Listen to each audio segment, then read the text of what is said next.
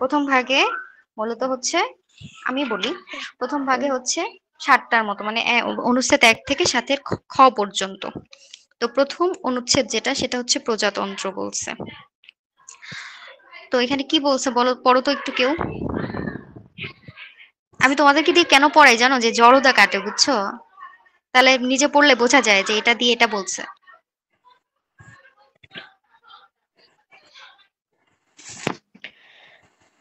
প্রজাতন্ত্র। বাংলাদেশ একটি একক, স্বাধীন ও সার্বভৌম প্রজাতন্ত্র, যাহা গণপ্রজাতন্ত্রী বাংলাদেশ নামে পরিচিত হইবে। হ্যাঁ, থ্যাংক ইউ। তাহলে একে কি বললো? প্রজাতন্ত্র। বাংলাদেশ হবে কি? একটি একক, স্বাধীন ও সার্বভৌম প্রজাতন্ত্র, যার নাম কি হবে? গণপ্রজাতন্ত্রী বাংলাদেশ নামে পরিচিত। তোমাকে এর আগের ক্লাসেও বলেছিলাম যে হচ্ছে বাংলাদেশের নাম কি, সাংবিধানিক নাম বা বাংলাদেশের নাম কি? গণপ্রজাতন্ত্রী বাংলাদেশ। তো এখন যদি তোমাকে প্রশ্ন করা হয় যে বাংলাদেশের নাম কোথায়, কোন সংবিধানের কোথায় বলা আছে, তাহলে এটার উত্তর কি হবে? আর্টিকেল 1। হ্যাঁ, আর্টিকেল 1-এ। আর আর তোমার ভাই মনে হয় প্রথম দিন বলেছিল যে আমাদের সংবিধানের নাম কি বলতো? এটা তো বললাম বাংলাদেশের নাম। হ্যাঁ, গণপ্রজাতন্ত্রী বাংলাদেশ সংবিধান। তো হচ্ছে এই সংবিধানের যেটা নাম, সেটা কিন্তু 153 অনুচ্ছেদ, মানে 153-র এক অনুচ্ছেদে রয়েছে। দেখো, একটু বের করে দেখো। ক্লোজ, দেখতে পারছো? 153 বের করো অনুচ্ছেদ। রিলেট করে করে পড়তে হবে, বুঝছো? যে বাংলাদেশের নাম অনুচ্ছেদ 1, আবার সংবিধানের নাম কোথায়, তাহলে কোথায় বলা আছে? 153-র 1-এ। দেখছো? জি আপু, 153। হ্যাঁ, ওখানে কি বলা আছে দেখো তো। এই সংবিধানকে গণপ্রজাতন্ত্রী বাংলাদেশের সংবিধান বলিয়া উল্লেখ করা হইবে এবং 1972 সালে অতটুকুই এনাফ। হ্যাঁ, অতটুকুই এনাফ। তাহলে এটা তো তাহলে বুঝে গেলা। তাহলে এক অনুচ্ছেদে কি বললো? যে প্রজাতন্ত্র রিপাবলিক বাংলাদেশ হবে একটি ইউনিটারি, মানে একক, স্বাধীন, সার্বভৌম, একক, স্বাধীন, সার্বভৌম প্রজাতন্ত্র, যা বাংলাদেশ গণপ্রজাতন্ত্রী বাংলাদেশ নামে পরিচিত হবে। এখানে 3টা ওয়ার্ড দিয়ে ডিফাইন করছে প্রজাতন্ত্রকে। কয়টা ওয়ার্ড দিয়ে? 3টা। দেখো, হ্যাঁ, একক, স্বাধীন এবং সার্বভৌম।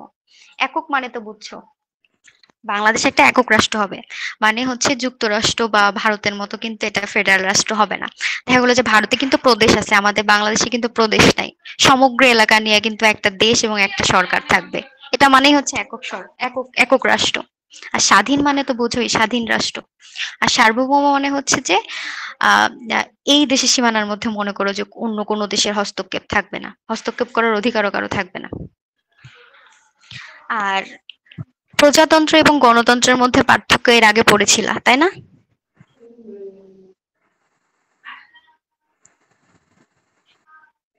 ভাইয়া পড়াইছিল ফার্স্ট ক্লাসে। হ্যাঁ, এটা পড়ানো হয়েছে, প্রসিড করো। হ্যাঁ, ওটা পড়ানো হয়েছে। তারপরে একটু বলে দেই যে হচ্ছে যে গণতন্ত্রের ক্ষেত্রে কিন্তু দেশের হেড হবে, যে হেড যে হবে সে ইলেক্টেড হতেও পারে, আবার নাও হতে পারে। কিন্তু প্রজাতন্ত্রের ক্ষেত্রে হচ্ছে তোমার হচ্ছে তাকে অবশ্যই ইলেক্টেড হতে হবে। আর গণতন্ত্রের হচ্ছে উদাহরণ আমরা কিন্তু ইংল্যান্ডের কিং বা কুইনের ক্ষেত্রে দেখতে পারি। তো যাই হোক, এটা যেহেতু পড়া হয়ে গেছে, এটা না বলি। তারপর আসি হচ্ছে, ও বাংলাটা অবশ্যই পড়ে নিবা। Bangladesh is a unitary, independent and sovereign Republic. এটা 3টা ওয়ার্ড দাগায় নাও, এতটুকুই। আর অনুচ্ছেদ 2 আসি, প্রজাতন্ত্রের রাষ্ট্রীয় সীমানা। প্রজাতন্ত্রের রাষ্ট্রীয় সীমানার অন্তর্ভুক্ত হবে 1971 সালের মার্চ মাসের 26 তারিখে স্বাধীনতা ঘোষণার অব্যবহিত পূর্বে যে সকল এলাকা লইয়া পূর্ব পাকিস্তান গঠিত ছিল। এবং দেখো যে সংবিধান 3য় সংশোধন আইন 1974 অন্তর্ভুক্ত এলাকা বলিয়া উল্লেখিত এলাকা, কিন্তু উক্ত আইনের বহির্ভূত এলাকা বলিয়া উল্লেখিত এলাকা তদবহির্ভূত। আগে এই দুটো পড়ি যে এই যে অনুচ্ছেদ 2 প্রজাতন্ত্রের রাষ্ট্রীয় সীমানা, the territory of the Republic. তো টেরিটরি অফ দ্য রিপাবলিক প্রজাতন্ত্রের রাষ্ট্রীয় সীমানা আসলে কোনগুলো অন্তর্ভুক্ত হবে? প্রথমেই কিন্তু বলে দিছে কতে, দেখো যে হচ্ছে 1971 সালের মার্চ মাসে যে স্বাধীনতার পূর্বে যে সকল এলাকা নিয়ে আসলে পাকিস্তান, পূর্ব পাকিস্তান গঠিত ছিল, সেটাই কিন্তু বাংলাদেশের ভূখণ্ড, তাই না?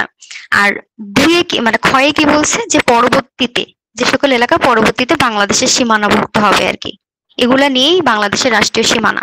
কিন্তু দুইয়ের কতে আরেকটা কথা অ্যাড করে দিছে সংশোধনীর মাধ্যমে, তাই না? তৃতীয় সংশোধনী, বোঝা যাচ্ছে আমার কথা?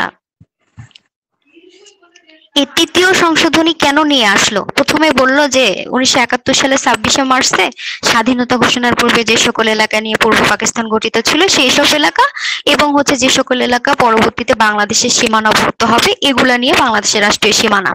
কিন্তু এটার পেছনে যে তৃতীয় সংশোধনীর মাধ্যমে ওই ইয়াটা চেঞ্জ করলো, দুইয়ের ক দফাটা একটু চেঞ্জ করলো। কেন চেঞ্জ করছে? এটার একটা কেস আছে, কেসের মাধ্যমে, কেসের জন্য করছে। এটা হচ্ছে কাজী মুখলিসুর রহমান ভার্সেস হচ্ছে বাংলাদেশ, কাজী মুখলিসুর রহমান ভার্সেস বাংলাদেশ 26 DLR 1974 সালের মামলা। লিখে নাও, লিখতে পারছো?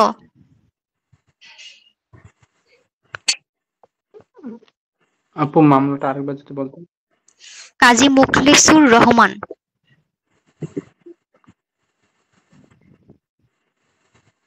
ভার্সেস বাংলাদেশ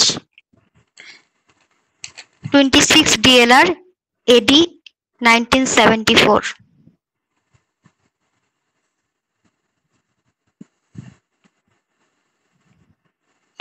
আচ্ছা, আমি এটা একটু কিন্তু সাপ্লিমেন্ট করি, এক মিনিট। সেটা হচ্ছে তোমাদের একটা জিনিস শেখায়, এটা অনেকেই শেখাবে না। আইনের স্টুডেন্টদের এটা জানা অনেক জরুরি। অনেক সময় দেখা গেল আমাদের পরীক্ষার হলে মামলার সাল মনে থাকে তো ডিএলআর মনে থাকে না, আবার অনেক সময় দেখা গেল ডিএলআর মনে থাকে তো মামলার সাল মনে থাকে না। এটা কিন্তু বের করার দারুণ একটা টেকনিক আছে। তাইলে তোমার যে কোনো একটা মনে রাখলেই তুমি পরীক্ষার হলে অন্যটা লিখতে পারবা। কেমনে জানো? সেটা হচ্ছে আমাদের বাংলাদেশে বা যাই হোক ইন্ডিয়ান সাবকন্টিনেন্টে সর্বপ্রথম ডিএলআর সিস্টেম এটা চালু হয় কত সালে জানো? এটা চালু হয় হচ্ছে 1948 সালে। ডিএলআর, ঢাকা ল রিপোর্টস, এটা চালু হয়, সর্বপ্রথম থেকে প্রকাশিত হয় 1948 সালে। এখন ধরো তুমি এই যে কাজী মুখলিসুর রহমান ভার্সেস বাংলাদেশ 26 ডিএলআর এই মামলাটা, এখন এটা সাল দেওয়া নেই, তুমি সালটা কেমনে বের করবা? এবার তুমি যখন প্রথম যেদিন পাবলিশ হয়েছে ডিএলআর, ওই দিনের সাথে এই যে ডিএলআর নাম্বারটা যদি যোগ করো তাহলে তুমি কিন্তু সাল পেয়ে যাবা। তাহলে কত? 1948-এর সাথে 26 যোগ করলে কত হয়? রেসপন্স করো দ্রুত। 1974 কত হচ্ছে? 1974 1974 1974। তাহলে কিন্তু এই মামলার সাল কিন্তু 1974। তুমি কিন্তু তাইলে কি মামলার সাল মনে না রেখেও ডিএলআর মনে রেখে তুমি মামলার সাল বের করে দিচ্ছ কিন্তু। তারপরে মনে করো যে এবার তোমার দেখা গেল যে মামলার সাল মনে আছে, ডিএলআর মনে নেই, তাহলে কেমনে বের করবা? এবার মামলার সাল কত দেওয়া আছে? মামলার সাল দেখা গেল 1974 দেওয়া আছে। এখন তুমি ডিএলআর এর সাল থেকে মামলার সালটা বাদ দাও, 1948 সাল থেকে তুমি 1974 বাদ দাও, তাহলে দেখবা তুমি 26 পেয়ে যাচ্ছ। এটা কিন্তু তোমাকে লাখ টাকার একটা জ্ঞান দিলাম, কেউ শিখাবে না। থ্যাংক ইউ ভাই। প্রসিড করো।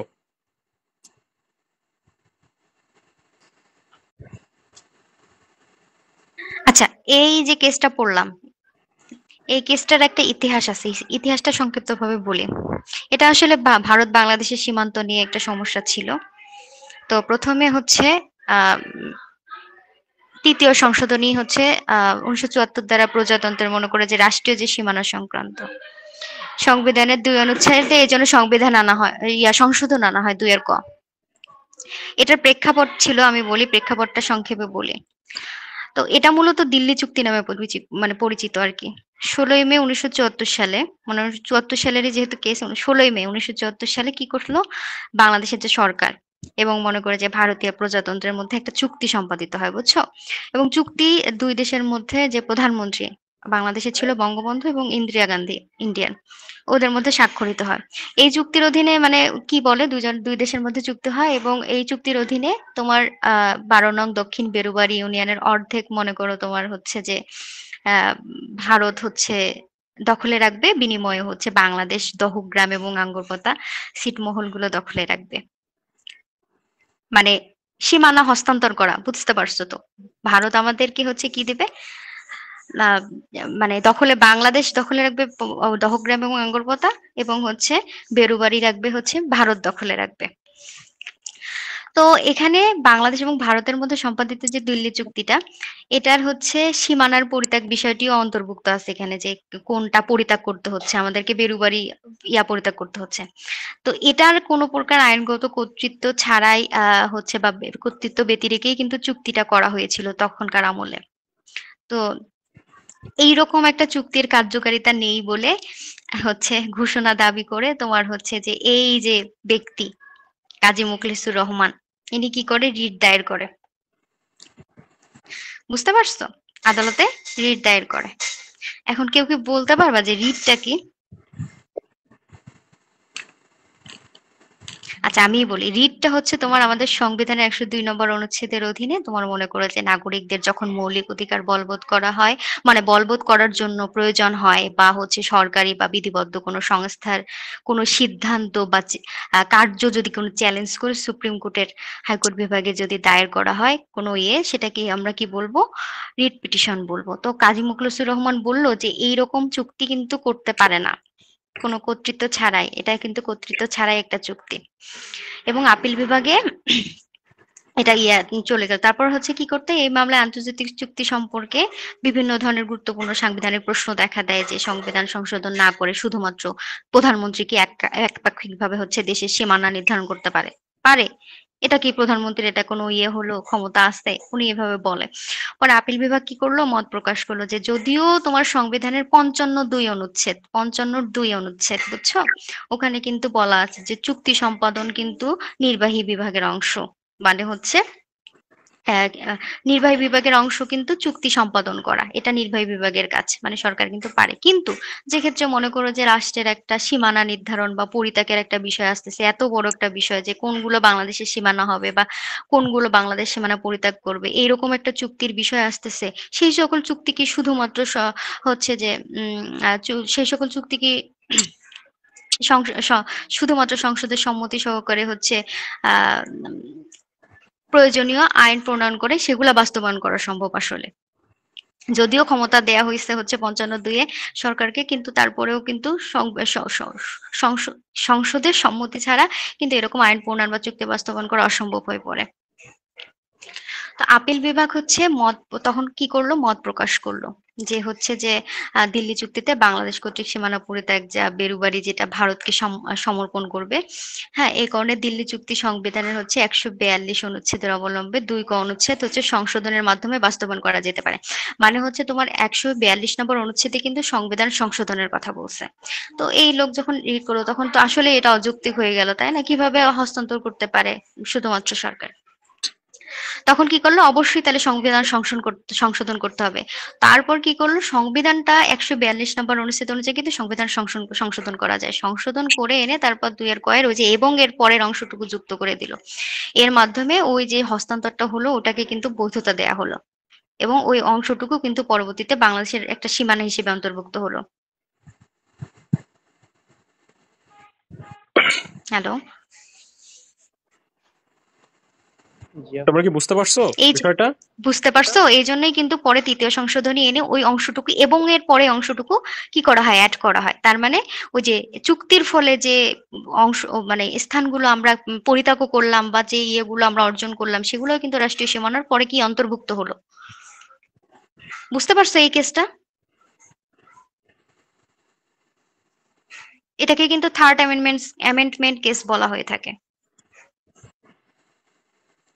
এই কেসগুলা তোমাদের আরো বিস্তারিত করে যখন আমরা অ্যামেন্ডমেন্ট পড়াবো তখন হ্যাঁ, একেবারে অ্যামেন্ডমেন্ট পড়াবো তখন লিগ্যাল আরো পয়েন্ট ভালো ধরে করে ধরে আরো পড়াবো। পড়াবো। এখন জাস্ট এটা সামারি পড়ানো হচ্ছে, যে জাস্ট একটা প্রাইমারি ধারণা রাখার জন্য, যেহেতু আর্টিকেলের সাথে চলে আসছে। তোমরা এটা বুঝতে পারছো? এতটুকু তো বুঝতে পারছো নাকি? বুঝতে পারছি আপু, কিন্তু একটু হ্যাঁ, বিষয় আছে মনে হচ্ছে। হ্যাঁ, বলো কি কি বিষয়। আর কথা আর কি বিষয় আর কি স্পিডটা আর কি একটু স্লো বলতেন। ও আচ্ছা, আমি আর আচ্ছা একটু আচ্ছা আচ্ছা সামারি আচ্ছা করে দিচ্ছি, ওয়েট করো। আচ্ছা। সেটা হচ্ছে দেখো আসলে তখন বাংলাদেশ যখন মুজিব ইন্দিরা চুক্তি করলো, তখন আসলে ওই যে যে দুই দেশের যে ছিটমহল ছিল, দেখা গেলো যে যখন স্বাধীনতা হয়ে গেছে আমাদের, দেখা গেলো আমাদের কিছু জায়গা ভারতে থেকে গেছে, আর ভারতের কিছু জায়গা বাংলাদেশে থেকে গেছে। দেখা গেলো ল্যান্ড লকড হয়ে গেছে মানচিত্রের ভিতরে আমাদের, কিন্তু ওটা ভারতের জনগণ থাকতেছে। এখন তাহলে কি করলো দুই দেশ, ভাবলো কি তাহলে একটা কাজ করি, আমরা আমরা আমরা জায়গাগুলো এক্সচেঞ্জ করে নিই। তখন হচ্ছে একটা চুক্তি করলো, চুক্তি অনুযায়ী ছিটমহল বিনিময় করলো। এখন এই যে ছিটমহল যে বিনিময় করে ফেলালো, এইটা কিন্তু আবার আমাদের আর্টিকেল 36, এই যে রাইট টু মুভমেন্ট, তারপর হচ্ছে যেখানে সেখানে আমাদের বসতি স্থাপন করার যে একটা অধিকার, এটা কিন্তু আবার ক্ষুণ্ণ হয়ে গেল। তখন এই যে কাজী যে মুখলেসুর রহমান ছিল, উনি ভাবলো কি যে আমাদের দেশের জায়গা, আমরা তো দেখা গেল যে যেসব জায়গায় যাইতে পারতাম, এখন ওইসব জায়গায় দেখা গেল ভারত নিয়ে নিচ্ছে ছিটমহল এক্সচেঞ্জ করে। তখন উনি বলল কি যে এটা আমাদের ফান্ডামেন্টাল রাইটসের ভায়োলেশন হয়ে যাচ্ছে। যদিও পার্লামেন্টের এই যে চুক্তি করার ক্ষমতা আছে, কিন্তু তারপরও এটা ফান্ডামেন্টাল রাইটস ভায়োলেট করে এই ধরনের চুক্তি করতে পারে না। ঠিক আছে, তো তারপরে কি করলো, একটা রিট দায়ের করলো হাইকোর্ট ডিভিশনে। রিট দায়ের করার কারণে তখন কাজ, সবার রিট কিন্তু শুনে না হাইকোর্ট, ঠিক আছে, মানে ব্যাপার হচ্ছে সব ধরনের রিট সবাই করতে পারে না। যখন রিট চ্যাপ্টার পড়াবো তখন আরো বেশি বিস্তারিত পড়াবো। এখন উনি যখন রিটটা করলো, তখন হাইকোর্ট ডিভিশন বলল যে আপনার এই রিট করার এখতিয়ার নাই, আপনি কেন রিট করছেন, আপনার ব্যক্তিগত কোনো সমস্যা হয়েছে? আপনার তো ব্যক্তিগত কোনো সমস্যা নেই, তাহলে আপনার রিট আমরা শুনবো না। পরে রিট খারিজ করে দিল। খারিজ করে দেওয়ার পরে উনি লিভ টু আপিল করলো। যখন আমাদের এই কোনো রিট খারিজ করে দেয়, পরবর্তীতে আপিল বিভাগে তোমার আপিল করার ক্ষেত্রে পারমিশন নিয়ে আপিল করতে হয়, পরে এটাকে লিভ টু আপিল বলে। যাই হোক, তো লিভ টু আপিল যখন করে, তো তখন আপিল বিভাগ দেখলো যে না আসলে তো কিছু বিষয় তো আছেই। তখন কিছু রুল ইস্যু করলো আপিল বিভাগ। রুল ইস্যু করলো এরকম যে ইনার কি আসলেই মামলা দায়ের করার একটা অধিকার আছে। এটাকে আইনি ভাষায় বলে লোকাস স্ট্যান্ডাই। একটু লিখে নাও, লোকাস, LOCUS লোকাস স্ট্যান্ডাই। হ্যাঁ, তো আইনের ভাষায় এটাকে বলে যে পিটিশনারের লোকাস স্ট্যান্ডাইটা আছে কিনা। ঠিক আছে, তারপরে এই যে দিল্লির ট্রিটিটা, এটা কি আসলে জুডিশিয়াল রিভিউ অ্যাপ্লাই করে এটা কি সংশোধন করার যোগ্য। তারপর আরেকটা ব্যাপার হচ্ছে প্রাইম মিনিস্টার এই যে বাউন্ডারিটা সংশোধন ছাড়া এই ধরনের চুক্তি করতে পারে কিনা। ঠিক আছে, এই ধরনের কিছু প্রশ্ন অ্যারাইজ হয়। তখন দেখা যায় যে যে ওখানে একটু ব্যাখ্যা দেওয়া হয় যে আসলে কাজী মোখলেসুর রহমান মামলাটা করতে পারবে, কারণ তার বাংলাদেশের জনগণ হিসেবে তারও ফান্ডামেন্টাল রাইটস ভায়োলেশন হচ্ছে। ঠিক আছে, তো তাতে করে যে লোকাস স্ট্যান্ডার্ড যে প্রশ্নটা ওটা সলভ হয়ে গেল, তিনি মামলা করতে পারলেন, মামলা মেনটেনেবল হলো। তারপর এখন প্রশ্ন আসে যে দিল্লি ট্রিটির যে বিষয়টা, এটা সংশোধন করতে পারবে কিনা জুডিশিয়াল রিভিউ দ্বারা। তখন আদালত দেখলো যে মানে এই যে চুক্তিটা act of parliament, act of state বলে এটাকে যে জুডিশিয়াল রিভিউর বহির্ভূত ঘোষণা করা যাবে সেটা হবে না। কারণ কি, বলেই দিছে যে আর্টিকেল 7(2) বলে দিছে যে সংবিধান পরিপন্থী কোনো আইন যদি সরকার করে, আইন চুক্তি যাই হোক না কেন, তো সেটা আনকনস্টিটিউশনাল হয়ে যাবে। ঠিক আছে, তো তার পরিপ্রেক্ষিতে সেকেন্ড ইস্যুটাও সলভ হলো যে না, কোর্ট জুডিশিয়াল রিভিউ অ্যাপ্লাই করতে পারবে, সংশোধন করতে পারবে ট্রিটিটা। তারপর যাই হোক, তারপর হচ্ছে প্রাইম মিনিস্টার একচ্ছত্রভাবে স্টেট বাউন্ডারির ব্যাপারে চুক্তি করতে পারবে কিনা। কিন্তু আদালত এখানে ডিসিশন দিল প্রাইম মিনিস্টার এককভাবে এই চুক্তিটা করতে পারবে না। এই স্টেট বাউন্ডারি সম্পর্কে চুক্তি করতে হলে পার্লামেন্টে এটা পাশ হতে হবে। ঠিক আছে, পাশ হতে হবে মেজরিটি ভোটে। তো এই এই এই ডিসিশনগুলো আসলো, এই রুলগুলো নিষ্পত্তি করলো আদালত। নিষ্পত্তি করে বলে দিল যে এটা অবশ্যই পার্লামেন্ট কর্তৃক র্যাটিফাই করতে হবে এবং সংবিধান সংশোধন করতে হবে। সংবিধান সংশোধন ছাড়া এভাবে চুক্তির মাধ্যমে স্টেট বাউন্ডারি চেঞ্জ করা যাবে না। তো তারপরে গিয়ে পার্লামেন্ট থার্ড অ্যামেন্ডমেন্ট করলো। থার্ড অ্যামেন্ডমেন্ট করে যোগ করে দিল ওই দ্বিতীয় অংশটুকু। এখন ক্লিয়ার? আমি সংক্ষিপ্ত করে এই জন্য হ্যাঁ বুঝালাম যে পরবর্তীতে আমরা কেসগুলো নিয়ে আরো ডিটেলসে পড়বো। এতটুকু শুধু জেনে রাখো যে তৃতীয় যেমন আপু সংশোধনীর সামারে মাধ্যমে, বলছিল, আমি চাচ্ছিলাম না যে এখন ডিটেলস আলোচনা করি কারণ সময় দেবে, তারপর একটু বলে দিলাম। হ্যাঁ এজন্য, হ্যাঁ, যে বৈধতা দেয়া হয় আসলে, এই জন্য তৃতীয় সংশোধনী আনানো হয়। আর আগে তো ছিল শুধুমাত্র ওই যে যে পূর্ব পাকিস্তান নিয়ে যে সকল এলাকা সেগুলো, এবং ভবিষ্যতে যেগুলো বাংলাদেশের হবে এগুলোই ছিল, কিন্তু পরবর্তীতে এই যে চুক্তির কারণে আদান প্রদান হলো, এটা পরে যোগ করে এটাও বাংলাদেশের রাষ্ট্রীয় সীমানা হবে একটা। এবং অনেক কেস আছে, শুধু যে এটা না এটা আছে তা কিন্তু না। আমরা কিন্তু ওই যে তোমরা হয়তোবা জিকে পড়ে থাকলে জানবা যে পরবর্তীতে কিন্তু বাংলাদেশ এবং মিয়ানমারের সীমানা নিয়ে হচ্ছে নির্ধারণ নিয়ে কিন্তু একটা মামলার রায় হয়। এখানে কিন্তু বাংলাদেশ অনেক কিছু অর্জন করে। মানে এটা কিন্তু হচ্ছে ওই যে সমুদ্র বিষয়ক হচ্ছে আন্তর্জাতিক ট্রাইব্যুনালে ইটলস, এখানে হচ্ছে রায় ঘোষণা করা হয় যে এই রায়ের মাধ্যমে বাংলাদেশ কিন্তু অনেক কিছু অর্জন করে, যে রাষ্ট্রীয় সীমানা সেগুলো হচ্ছে যে 200 নটিক্যাল পর্যন্ত একচ্ছত্র অর্থনৈতিক অঞ্চল, তারপর 12 নটিক্যাল মাইল হচ্ছে তোমার রাষ্ট্রীয় বা আঞ্চলিক সমুদ্র অঞ্চল, আর অনেক ইয়ে করে আর কি। শুধু তাই নয়, তারপর ভারতের সাথে আবার পরে বাংলাদেশের সীমানা নির্ধারণ জনিত আবার মামলার রায় হয়, সেখানে কিন্তু তোমার হচ্ছে যে উম এই যে বাংলাদেশের 19,467 বর্গ কিলোমিটার এবং ভারতের 6,135 বর্গ কিলোমিটার এলাকা হচ্ছে অর্জিত হয়। মানে যাই হোক, এইভাবে আরো রায়ে আরো অনেক কিছু আমাদের অ্যাড হয়ে যায়, এগুলো সহই বাংলাদেশের রাষ্ট্রীয় সীমানা বলে গণ্য করা হবে। এতটুকু পর্যন্ত, এটা নিয়ে আর না আগে যাই, বুঝতে পারছো তো তাই না? জি আপু। হুম। এবার আসি তোমার হচ্ছে রাষ্ট্রভাষা, নাকি ও দুইয়ের ক তো পড়ায়নি, হ্যাঁ সরি, দুইয়ের ক। দুইয়ের ক তো হচ্ছে রাষ্ট্র ধর্ম। এখানে কি আপু বলছে? Just hello. বলছি আপু, এই কেসটার নাম কাজী মোখলেসুর রহমান ভার্সেস বাংলাদেশ হবে। হ্যাঁ বাংলাদেশ, ওকে আপু, থ্যাংক 26 ইউ। DLR, বললাম তো 1974 সালের মামলা। আচ্ছা, যাই হোক, এখন রাষ্ট্রধর্ম দুইয়ের ক। তো প্রজাতন্ত্রের রাষ্ট্রধর্ম হবে ইসলাম, তবে হিন্দু, বৌদ্ধ, খ্রিস্টান সহ অন্যান্য ধর্ম পালনে রাষ্ট্র সমমর্যাদা ও সম অধিকার নিশ্চিত করিবেন। এই দুটা দাগ দাও, পয়েন্ট আউট করে ফেলো। সম অধিকার ও সমমর্যাদা, সমমর্যাদা ও সম অধিকার নিশ্চিত করিবেন। তাহলে প্রজাতন্ত্রের রাষ্ট্রধর্ম আমাদের কি হবে? ইসলাম হবে। কিন্তু অন্যান্য ক্ষেত্রে দেখো, ওই যে অন্যান্য যে ধর্ম পালন সেই ক্ষেত্রে কিন্তু রাষ্ট্র কি করবে? সমমর্যাদা এবং সম অধিকার কিন্তু নিশ্চিত করবে। এই যে ইংলিশটাও পড়ে নিবা যে the state religion of republic is English, but state shall ensure, ensure করবে, নিশ্চিত করবে equal status and equal rights of the practice of the Hindu, বৌদ্ধ, খ্রিস্টান and other religions। এখানে আমি তোমাদের কিছু কথা বলি যে রাষ্ট্রধর্ম মানে রাষ্ট্রধর্ম নিয়ে, এই যে তার আগে একটা কথা বলি যে এই যে দেখতেছো না যে 2 এর এ, তারপর একটু আগে আমরা পড়লাম 26-এর কয়ে ওখানে অ্যাড হলো কিছু কিছু কিছু পরে গিয়ে দেখবা 4-এর এ বলছে, তারপর 7-এর এ, 7-এর বি, এগুলা এ যে এ দিয়ে যুক্ত করা হলো কেন? এটা জানো যে সংবিধানে সংশোধনের পরে কিন্তু এই আর্টিকেল গুলো যুক্ত হয়েছে, এই জন্য কিন্তু 2-এর এ, 7-এর এ, 7-এর বি এগুলা যুক্ত হয়েছে। যেগুলার সাথে দেখবা এ বি লাগানো আছে মনে করবা যে এগুলা হচ্ছে পরবর্তীতে সংশোধিত হয়েছে। তো এই যে রাষ্ট্রধর্ম, প্রজাতন্ত্রের যে রাষ্ট্রধর্ম ইসলাম, এটা হচ্ছে 72-এর সংবিধানে কিন্তু ছিল না।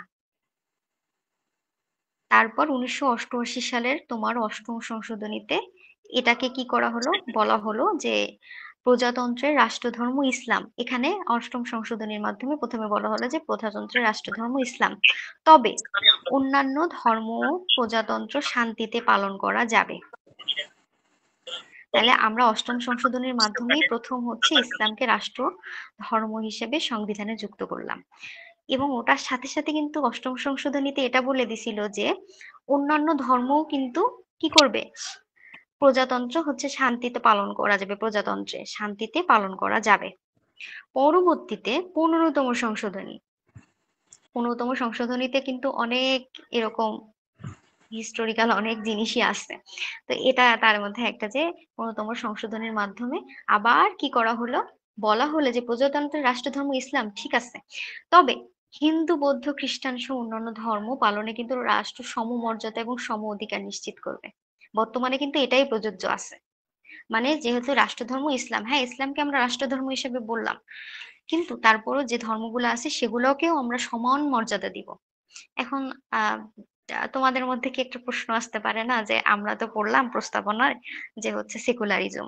সেকুলারিজম মানে কি বুঝো? মানে জানো কেউ? যে আপু ধর্মনিরপেক্ষতা, যেখানে সকল হ্যাঁ, ধর্মের মানুষজন সমান অধিকার ভোগ করবে। হ্যাঁ, তা তোমাদের মধ্যে কি এটা প্রশ্ন আসতে পারে না যে হচ্ছে যে উম কেন তাইলে এখানে রাষ্ট্রধর্ম ইসলাম দেয়া হলো? মনে হয় বাংলাদেশের সংখ্যাগরিষ্ঠ জনগণ যেহেতু মুসলিম সেই হিসেবে। হ্যাঁ, এটা কি আসলে কন্ট্রাডিক্টরি? মানে দুটো মানে কন্ট্রাডিক্টরি হয়ে যাচ্ছে কিনা, সাংঘর্ষিক হয়ে যাচ্ছে কিনা ধর্মনিরপেক্ষতার ক্ষেত্রে? জি, যদি আমি সেকুলারিজম দিয়ে চিন্তা করি তাহলে তো সাংঘর্ষিক হয়ে যাচ্ছে। হ্যাঁ, কিন্তু এটা হচ্ছে তুমি ওই বাস্তবিক দিক দিয়ে চিন্তা করলে অনেক কিছুই চিন্তা করা যায়।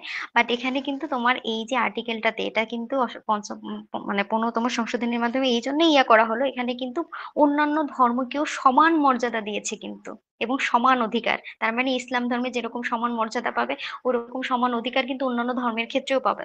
এই জন্য কিন্তু এটা কিন্তু কন্ট্রাডিক্টরি হচ্ছে না। তোমরা এখানে এরকম যদি কেউ প্রশ্ন করে এভাবে বলে দিবা যেহেতু সমান অধিকার এবং সমমর্যাদা দিয়েছে তাই এটা হচ্ছে কন্ট্রাডিক্টরি হচ্ছে না। আরেকটা কেস রেফারেন্স দিতে পারো, কেসটা একটু লিখে নাও। যে এখানে দিতে পারো যে আহ, মাওলানা সৈয়দ রেজাউল হক চাঁদপুরি, মাওলানা সৈয়দ রেজাউল হক চাঁদপুরি বনাম বাংলাদেশ জামায়াতে ইসলামী।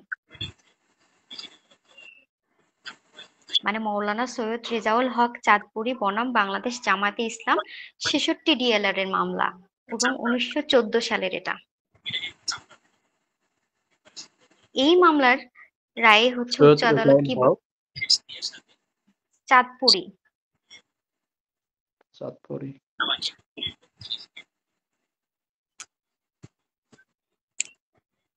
বনাম বনাম বাংলাদেশ। বাংলাদেশ জামাত ইসলাম, হ্যাঁ জামাতে ইসলাম।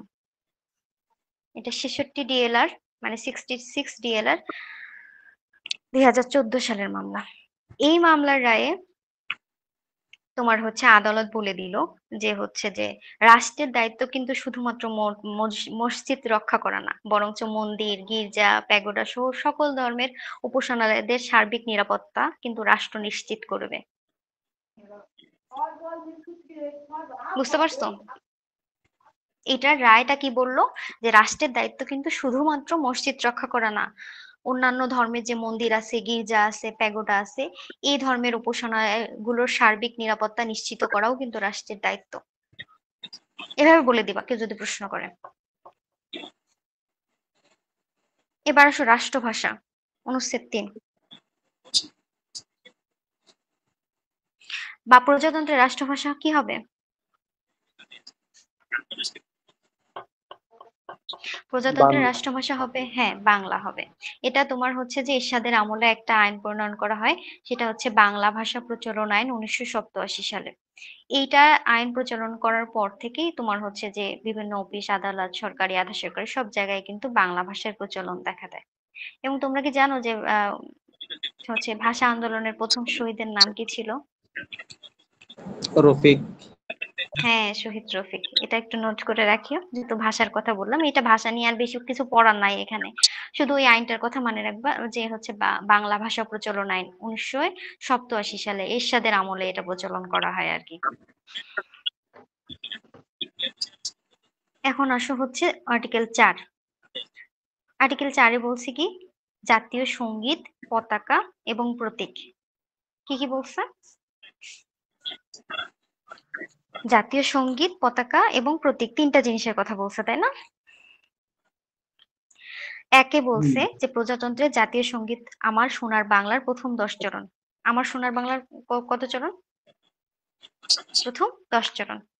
তারপর বলছে প্রজাতন্ত্রের জাতীয় পতাকা হইতেছে সবুজ ক্ষেত্রের ওপর স্থাপিত রক্তবর্ণের একটি ভরাট বৃত্ত। এটা তো সবাই জানি।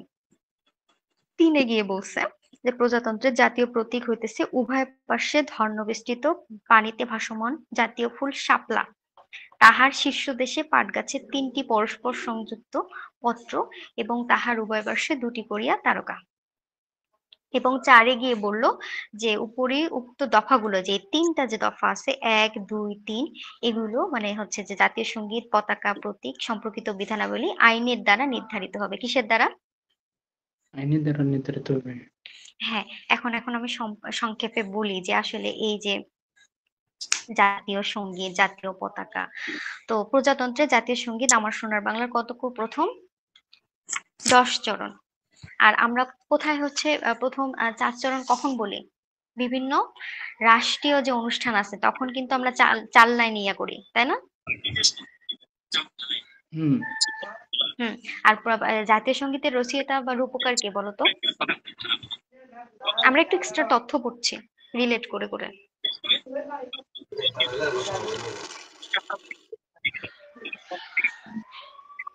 রবীন্দ্রনাথ ঠাকুর। রচয়িতা কি? রবীন্দ্রনাথ ঠাকুর। আর 2 নম্বরে বলছে পতাকার কথা। তো পতাকার হচ্ছে রূপকার হচ্ছে কি পটুয়া কামরুল হাসান, ডিজাইনার বা মূল নকশাকার যেটা বলা হয়ে থাকে। তো আমাদের কিন্তু প্রথম হচ্ছে যে পতাকা ছিল সেখানে কিন্তু মানচিত্র খচিত একটা পতাকা ছিল। পরবর্তীতে কিন্তু মানচিত্রটাকে বাদ দেয়া হয়।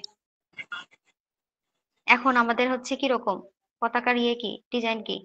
এটা হচ্ছে সবুজ ক্ষেত্রের উপর স্থাপিত রক্তবর্ণের একটি কি ভরাট বৃত্ত। ইংলিশটার সাথে সাথে দেখে নিবা। তারপর 3 নিয়ে বলছে কি প্রজাতন্ত্রের জাতীয় প্রতীক হবে কি হবে বলতো? যে উভয় পাশে ধান্য বিশিষ্ট পানিতে ভাসমান জাতীয় ফুল শাপলা। এখানে ইংলিশটা একটু দেখে নাও। The national emblem of republic is the national flower shapla. এখানে একটা ব্র্যাকেটে কিন্তু কি দিয়ে রাখছে বলতো? বৈজ্ঞানিক নাম। এটা অবশ্যই তোমরা যারা সায়েন্সে পড়ছো তারা তো জানোই, যারা আর্টস থেকে আসছো এটা অবশ্যই কিন্তু মনে রাখবা যে নাইমফিয়া নওসেলি। নাইমফিয়া নওসেলি এটা মনে রাখবা যে বলতে পারে যে কি বলা আছে আমাদের সংবিধানে শাপলার নাম। তো এটা বৈজ্ঞানিক নাম। তারপর কি শাপলার উপর পাট গাছের হচ্ছে 3টা পরস্পর সংযুক্ত কি 3টা পরস্পর সংযুক্ত পত্র পাট গাছের। আর পরে বললো কি শাপলার উভয় পাশে 2টি করে মোট 4টা তারকা। এই যে প্রথমে কি বললো যে ধান্য বিশিষ্ট পানিতে এই যে ধান তারপর পাট এগুলা পানি একত্রে কিন্তু বাংলাদেশের একটা কিন্তু হচ্ছে যে প্রকৃতি বা অর্থনীতিকে নির্দেশ করে। আর ভাসমান শাপলা এই যে বললো যে ভাসমান শাপলা এটা কি নির্দেশ করে? তোমরা কি কেউ বলতে পারবা কমন সেন্স দিয়ে যে বাংলার এটা কি নির্দেশ করে এই প্রতীক দ্বারা?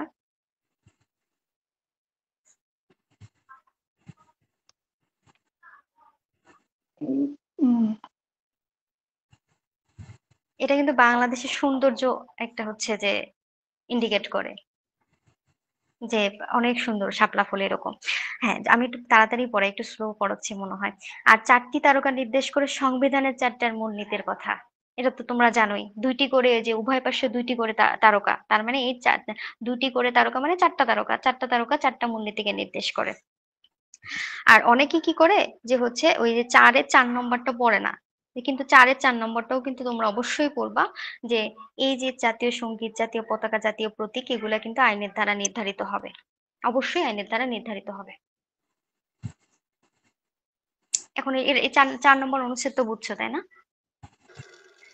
আপু এখানে 4 নাম্বার অনুচ্ছেদে ধরেন এর ভিতরে যেসব সাব ক্লজ আছে এগুলা তাহলে সংশোধিত না, আর ওদিকে 2 এর ক যেগুলো পড়ছিলাম ওগুলো হচ্ছে সংশোধিত না। বুঝিনি তোমার কথা। 4-এর ও এই যে এগুলা 4-এর 1, 2, 3, 4 জি, এগুলা সংশোধিত না, আর ওদিকে যে না না না 2 এর এই যে ক পড়ছিলাম ক খ এরকম দিলে ওগুলো সংশোধিত, তাই না? না না না 2-এর ক ওখানে 2-এর কটা সংশোধিত ওখানে তোমাকে লিখিয়ে দিয়েছি কিন্তু 3য় সংশোধন আইন। এবং এর পরে দেখো 2-এর কটা মানে 2 অনুচ্ছেদের 2-এর ক।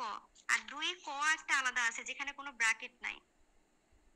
2-এর ক এর মধ্যে কোনো ব্র্যাকেট নাই, এটা কিন্তু একটা আর্টিকেল। আর এটা ওইটা আগের দিন পড়ালো না যে দফা, তুমি যে কোনটার কথা বলছো এই যে 2-এর ক যেটার মধ্যে কোনো ব্র্যাকেট নাই এটা কিন্তু একটা অনুচ্ছেদ। অনুচ্ছেদ লিখতে গেলে এভাবে লিখতে হবে 2-এর ক, কিন্তু যখন দফা লিখবা তখন কিন্তু ব্র্যাকেটের মধ্যে থাকতে হবে। পার্থক্য বুঝতে পারছো? আর এই যে 2-এর ক এটা কিন্তু পরবর্তীতে সংশোধনের মাধ্যমে আসছে। জি আপু বুঝতে পারছি এখন।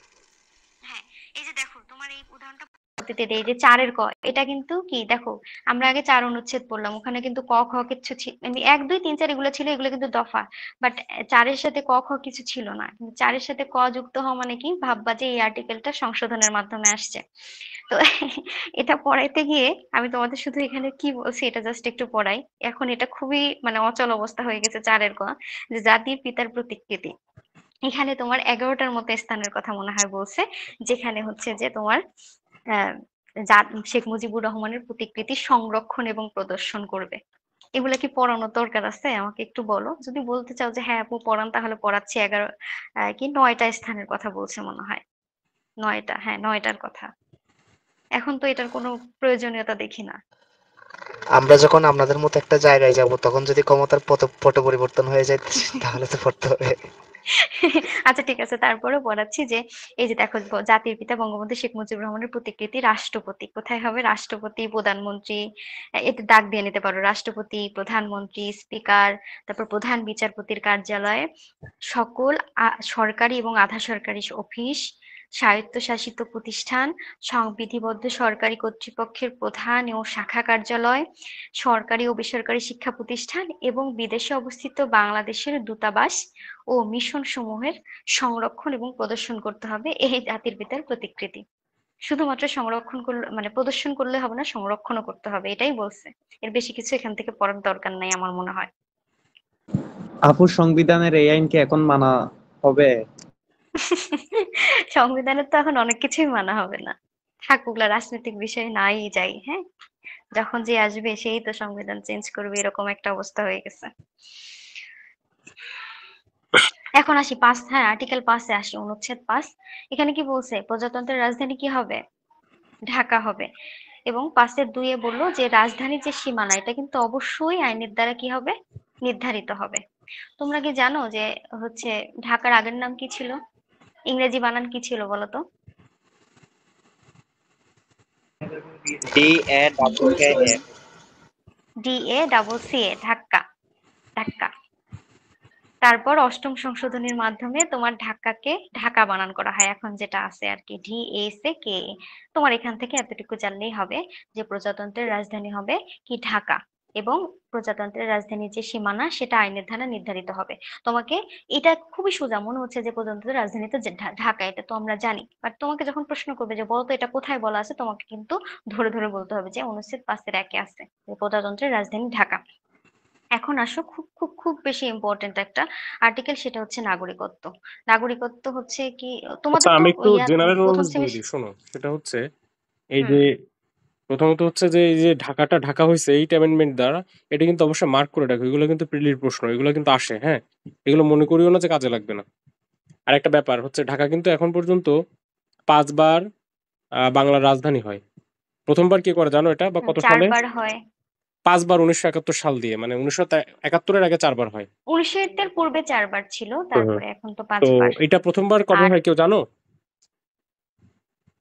1610 সালে মুঘল আমলে।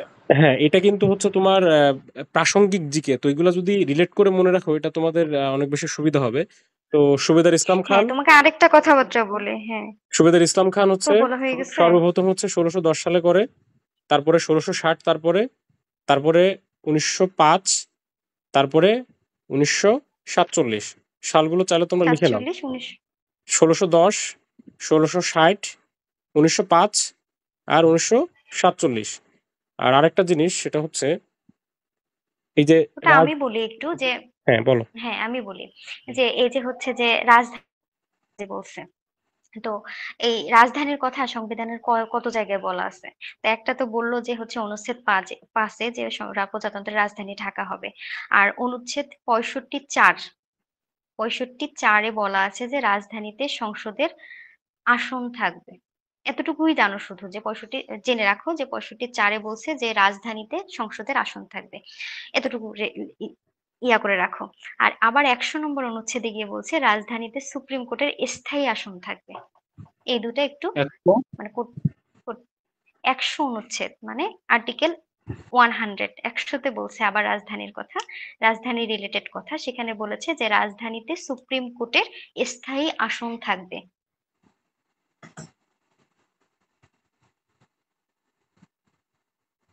দেখো অনেক সুন্দর রিলেট করে পড়তেছি না আমরা?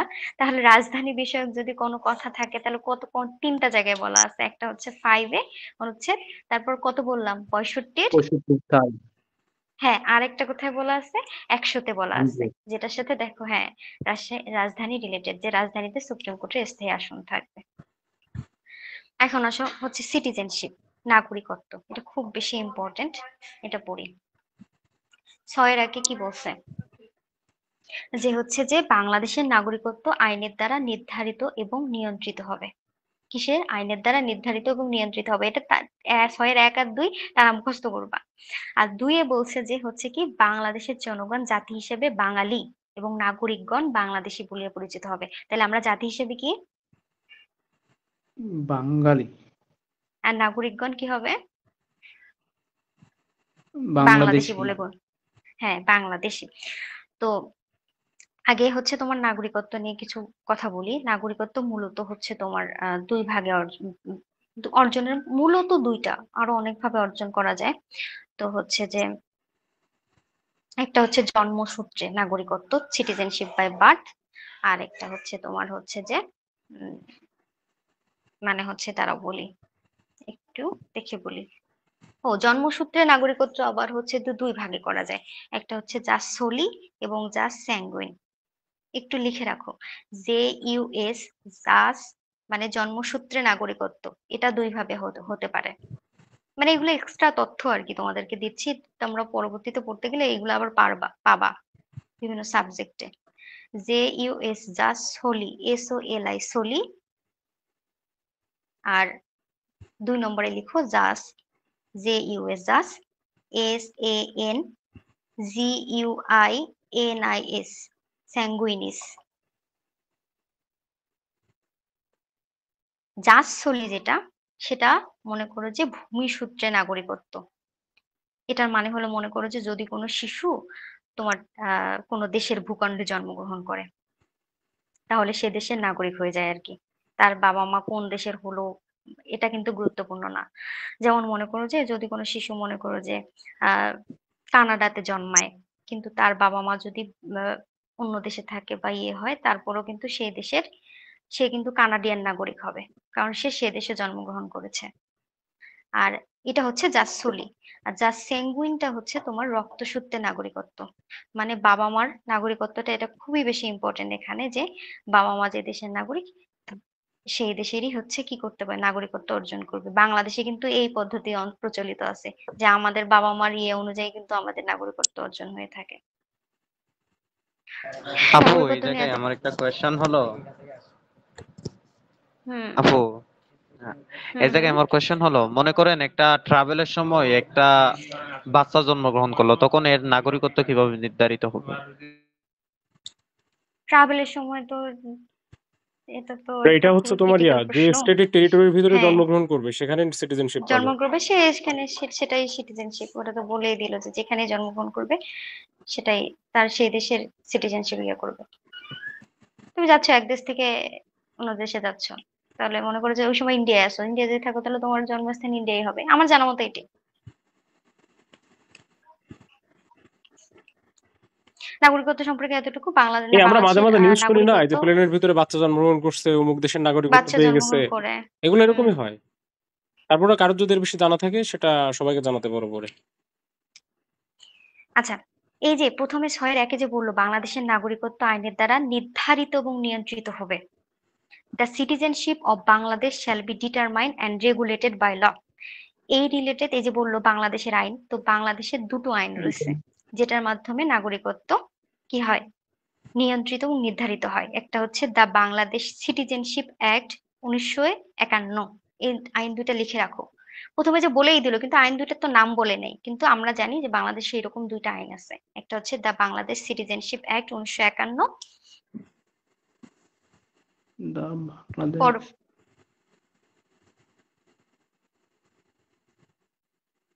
সিটিজেনশিপ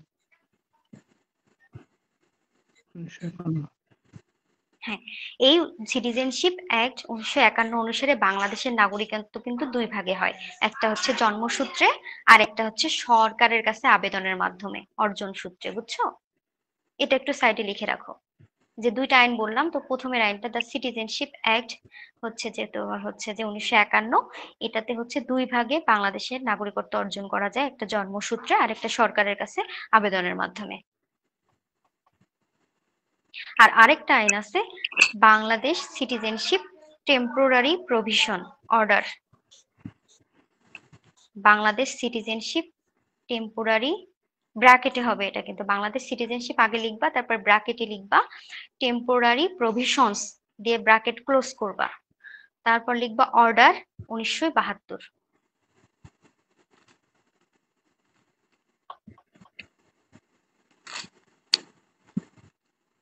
শেষ লেখা শেষ, একটু রেসপন্স করো, তাড়াতাড়ি আগে জি অনেক আপু, পড়া আছে বাকি। বাংলাদেশ হ্যাঁ সিটিজেনশিপ তার টেম্পোরারি প্রভিশন অর্ডার 1972। হ্যাঁ তাহলে তারপর দুইয়ে পড়ো যে বাংলাদেশ, আমরা এটা খুব বেশি ইম্পর্টেন্ট, তোমাকে ধরে ধরে মনে রাখতে হবে। ছয়ের একে কি বলছে, ছয়ের দুইয়ে বললো বাংলাদেশ জনগণ বাংলাদেশের জনগণ জাতি হিসেবে কিন্তু বাঙালি। তোমরা একটু ইংলিশটার সাথে সাথে দেখো, the people of Bangladesh shall be known as Bangalees, বানানটা একটু দেখো। আমরা যখন বাঙালি লিখতাম, দেখো এই বানানটা দেখার আগে তোমরা কি মনে মনে ভাবতা যে BANG বাং, GALI বাঙালি, এরকম এলআই দিয়ে ভাবতা, তাই না, যে বাঙালি বানান মনে হয় এটা,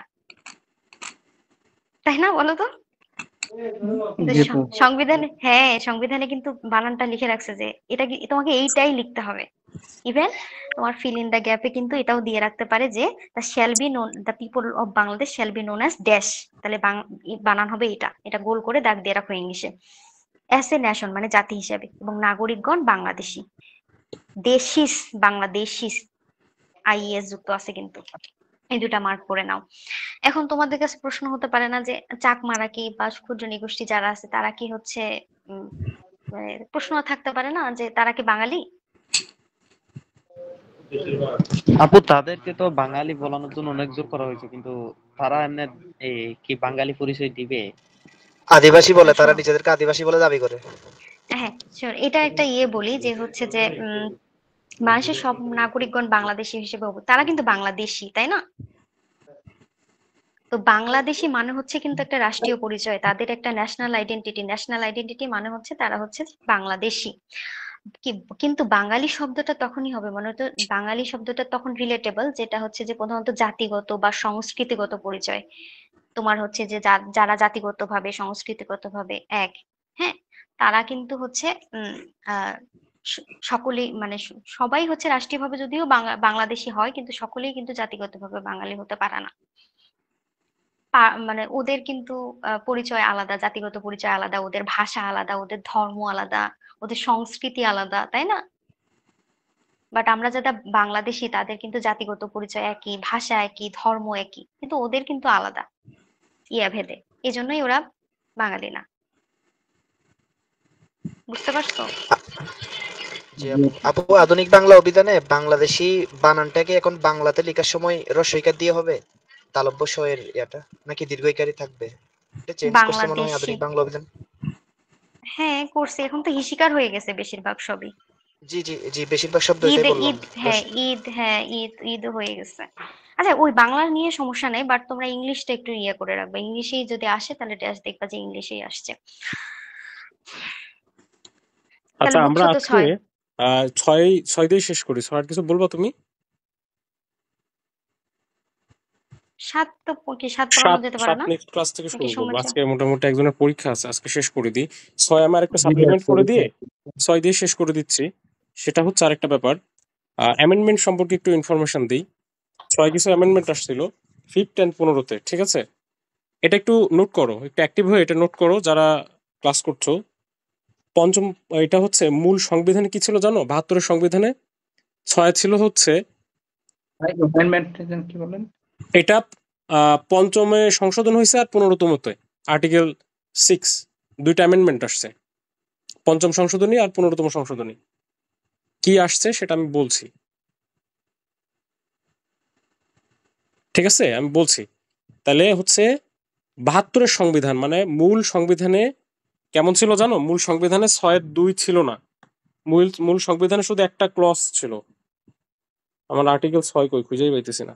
আচ্ছা পাইছি। তো মূল সংবিধানে 2 ছিল না, শুধু এক ছিল, এবং একের লাস্টে লেখা ছিল যে বাংলাদেশের নাগরিকগণ বাঙালি বলে পরিচিত হবেন। শুধুমাত্র এতটুকু ছিল যে বাংলাদেশের নাগরিকত্ব আইনের দ্বারা নির্ধারিত নিয়ন্ত্রিত হবে এবং বাংলাদেশের নাগরিকগণ বাঙালি বলে পরিচিত হবেন। 1972 সংবিধানে শুধুমাত্র এতটুকুই ছিল, কিন্তু পঞ্চম সংশোধনীতে এটা পরিবর্তন করা হয়েছে। ওই একটাই ক্লজ একই ছিল, কিন্তু ওখানে দেওয়া হয়েছিল বাংলাদেশের নাগরিকগণ বাংলাদেশি বলে পরিচিত হবেন। এটা করা হয়। আমি কি বুঝাইতে পারছি?